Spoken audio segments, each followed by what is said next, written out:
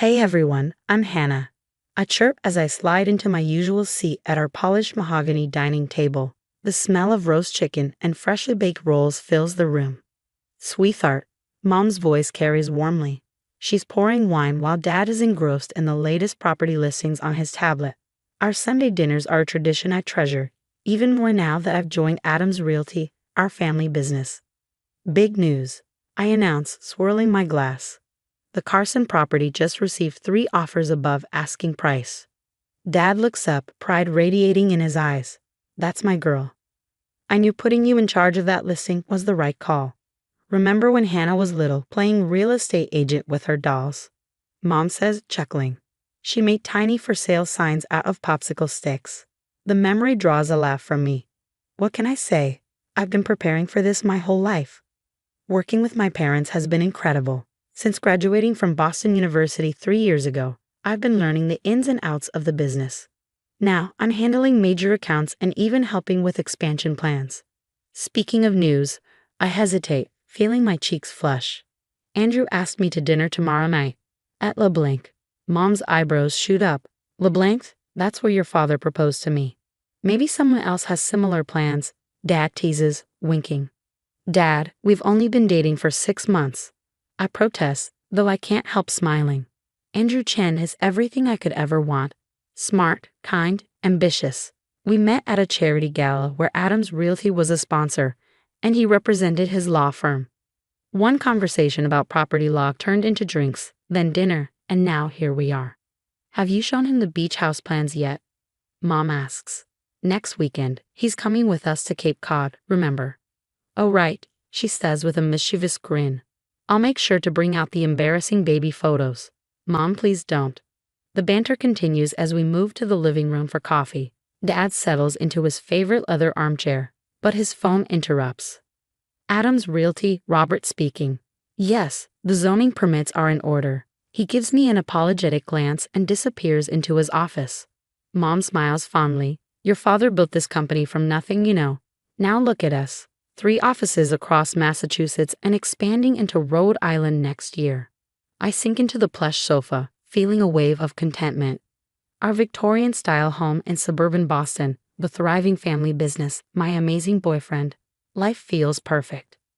Oh, before I forget, Mom says, can you help your father clean out his office next weekend? The doctor said he needs to cut back on stress after that health scare. Sure, no problem. Maybe we'll find some hidden treasure, I joke, not realizing how true those words would become.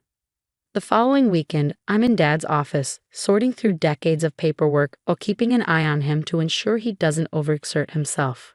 A weathered leather bag catches my eye, tucked behind a stack of dusty files. Hey Dad, I didn't know you collected vintage bags, I say, pulling it out. Dad's face drains of color. That's just old junk. Leave it. Come on, let me help. You're supposed to be taking it easy. Hannah, please, just put it back, he says, his voice unsteady. But curiosity gets the better of me. I open the clasp and pull out a stack of yellowed envelopes, along with what looks like a birth certificate. My heart skips a beat when I see the name, Natalie Adams. Dad? I whisper, my voice trembling. Who's Natalie? The room falls silent. Dad slumps into his chair, looking older than I've ever seen him. Please just put those away, he murmurs. But I can't stop myself. The letters are addressed to him, from someone named Hazel Martinez. My hands shake as I unfold the first one. Dear Robert, Natalie asked about you again today. She's graduating high school next month. Please reconsider. My world tilts. More letters spill out, each more desperate than the last. Photos follow, a young woman in a cap and gown who looks eerily like me, holding a baby. She was your daughter, wasn't she? I choke out. Natalie was my sister. Tears fill Dad's eyes. It's complicated. I shake my head, already piecing it together. Among the papers is a death certificate. Natalie died in a car accident 26 years ago, just days before my supposed birth date. The realization hits me like a freight train. Dad, I whisper, holding up a photo of the baby. That's me, isn't it? Natalie wasn't my sister. She was my mother. Dad's silence says everything. I never meant for you to find out this way, he says, his voice breaking. Tears blur my vision as I read a final letter, dated days before the accident.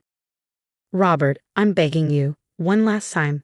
Your granddaughter deserves to know her family. If not for me, then for her. I clutched the letter, my voice cracking. You let me believe all these years. I gasped for air, the betrayal suffocating. You abandoned her. Your own daughter. And then what? You swooped in and took her baby when she died. We gave you a good life. Dad snaps, his voice defensive. A life built on lies. I retort, my voice rising. I hold up another document, trembling with rage. These legal papers. You made sure Hazel, my grandmother, couldn't find me, didn't you? We were protecting you, he says, but his tone falters. Protecting me, or protecting your precious reputation? My hand shakes as I grab another letter. Natalie tried to contact you for years. Years. She just wanted you to acknowledge her existence. She was your daughter. I was young, Dad says, his voice lowering. When Hazel got pregnant, I had dreams. Ambitions. And Natalie didn't. What about her dreams? What about my right to know who I really am? My voice cracks, but I press on. The sound of Mom's heels clicking down the hallway interrupts us, and we both freeze. She appears in the doorway, her cheerful expression vanishing as she takes in the scene. Robert, she says cautiously, what's going on? I turn to her, my voice cold as ice. Ask him. Ask him about Natalie, his secret daughter, my real mother. Her face turns ashen. You weren't supposed to. You knew? I choke out. All this time. The image of my perfect family shatters into shards of lies, each cutting deeper than the last. Every memory, every cherished moment is now tainted. You blocked every attempt Natalie made to contact you. I accuse. And when she died, you just, what? Decided to play daddy again. You don't understand how complicated things were back then. Dad pleads from across the room. Then explain it. I demand. Explain how you could abandon your own daughter and then steal her baby. We didn't steal you, Mom interjects, wringing her hands. The courts granted us custody. We were family. Family? I spit. Like how you were family to Natalie, or to Hazel, my real grandmother. The one who's still alive somewhere, thinking I'm dead too. Hazel was unstable, Dad insists. She would have turned you against us. No, I say, shaking my head. She would have told me the truth. And what about Natalie's inheritance? The money that supposedly started this precious family business? Dad's face drains of color. Who told you about that? These bank statements, I snap, pulling them from the bag. Natalie's trust fund was mysteriously transferred right after her death, the exact amount you used to start Adam's Realty. I was protecting your future, he says weakly. By stealing my mother's money? The money that should have gone to me through Hazel. Mom steps closer, her voice pleading. Hannah, please. Everything we did for you. Stop saying that. I shout, my voice breaking. You didn't do this for me. You did it for yourselves. Your perfect life. Your perfect family. Your perfect lie. Dad's voice drops to a whisper. I loved Natalie, in my own way. Your own way? I echo, incredulous. By ignoring her existence, by returning every letter she ever sent. There are dozens here, begging you to meet her, to acknowledge her as your daughter. I was building something, he says, his voice trembling. A legacy. A legacy built on theft and lies, I say, tears streaming down my face. Those property developments you're so proud of? They were funded with stolen money, my mother's money. The money stayed in the family, I say, my voice trembling with anger, but the family didn't. You kept me from knowing who I really am, who Natalie was. You kept me from Hazel, from my heritage, from everything that mattered. Hazel would have poisoned you against us, Mom insists, her voice rising in desperation. Like you poisoned me? I snap. Against my own mother? Against my own history? My chest heaves as the weight of their lies bears down on me. Does Andrew know? Does anyone know that the great Robert Adams built his empire on his dead daughter's trust fund? Dad's silence is damning. I hold up another paper, the words blurring as tears well in my eyes. I found the restraining order, the one you filed against Hazel right after Natalie's death. For the child's protection? Protection from what, Dad? The truth. We gave you everything. Dad explodes, slamming his hand against the table. Private schools, vacations, opportunities, everything. Everything, I repeat bitterly, except honesty. Everything except my real family.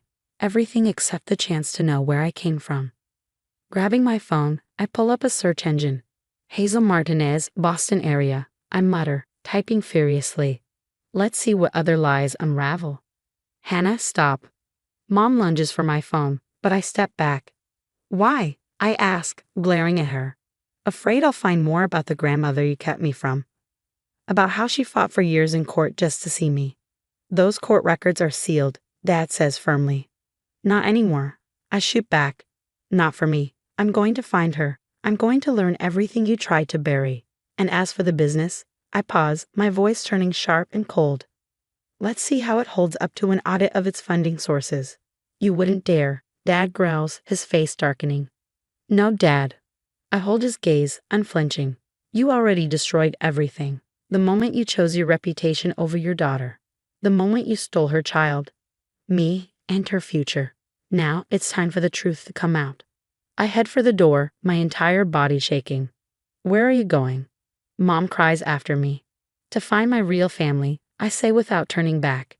And don't worry about the business. I'm sure the IRS will be very interested in reviewing those original funding documents. Months later. Grandma, look at these property records from 1998. I say, spreading the documents across Hazel's kitchen table. Another shell company, 3 of them, all tied to siphoning money from Mom's trust fund. Hazel adjusts her reading glasses, her lips tightening. 3 decades of fraud, all hidden in plain sight. Andrew says this pattern of theft goes back years, I add, shaking my head. Hazel touches a photo of Natalie, her finger tracing the lines of my mother's face. You remind me so much of her. She had that same determination when she was focused on something. The investigators acted on our anonymous tip last week.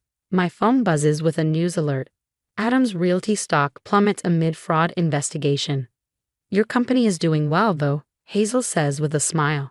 Martinez Properties just closed the Carson development. Turns out clients prefer honest business practices. Andrew walks in, briefcase in hand. Mrs. Peterson just transferred all her properties to us after the news about Robert's fraud broke. How's Linda holding up? She's filing for divorce, Hazel answers, shaking her head. Apparently, Robert's secret families didn't stop with Natalie. Investigators uncovered 2 more affairs he covered up with company money. The empire he built on lies is finally crumbling, Andrew says, holding up his tablet. Robert Adams, once Boston's premier real estate mogul, under investigation for decades of financial fraud. I glance at the screen, my heart heavy but resolute. All those years he claimed he was too young for responsibility, I murmur.